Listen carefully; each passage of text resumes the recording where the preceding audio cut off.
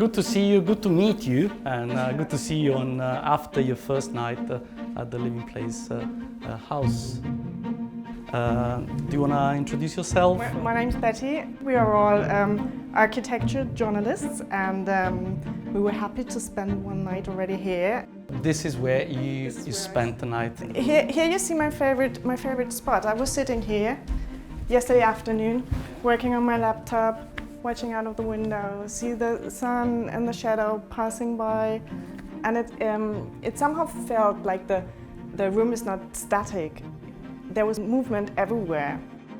Coming here, the first thing that actually you notice is the fact that you have windows on two different orientations, and then you have skylights, which means that you can take the opportunity of every single moment of the day in terms of the changing light. The windows are opening by itself to make the airflow perfect, and it's like speaking to you. Yeah, it feels like the house is taking care of you.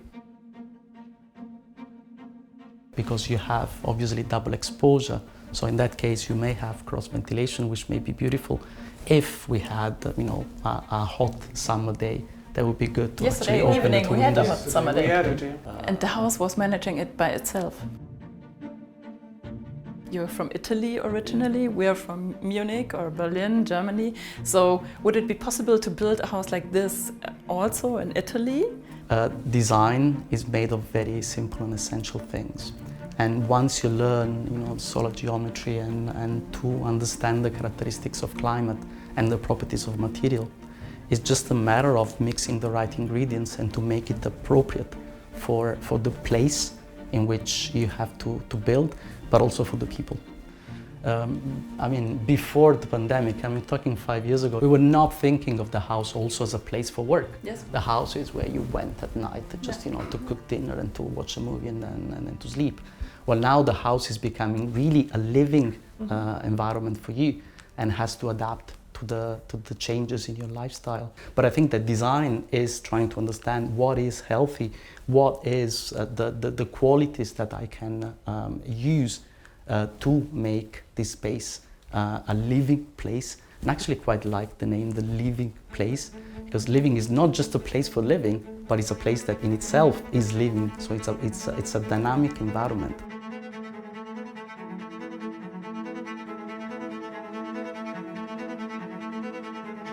So we are trained architects, we're always talking about design, but I'm also studying sustainability management. So I have to look for environmental, economical and social purposes as well. And I think this all together, this is how we should look to our future. The interesting thing that you say about the environment, about the economic aspect in society, is that they're all connected. Having a house that makes you feel better and actually provides towards your health is not only an advantage to yourself, but it's also an advantage to society and to economy, because you're a healthier person, so you're less of a burden to the social security and health and safety, and you're also more productive. And I think that is one of the answers that we get today. We have to understand more about who we build for and how and where. And at the end, try to take out the simplicity, which is simple living of, as I said, connecting with nature and with the elements. I believe you are not often in balance at all, but I think in this house you will get the opportunity to find some of these special moments you need to be in balance. I feel like this house is like a house with open facade and open doors, on a structural way and also on a symbolic way. Exactly.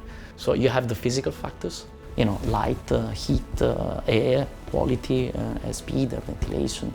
But then there is the unmeasurable, which is what Bettina was referring to, which is the level of social connection, which is the level of everything else that not only helps your body to situate in a specific condition and grow up healthier, but also help your mind and your balance, as Tim was saying.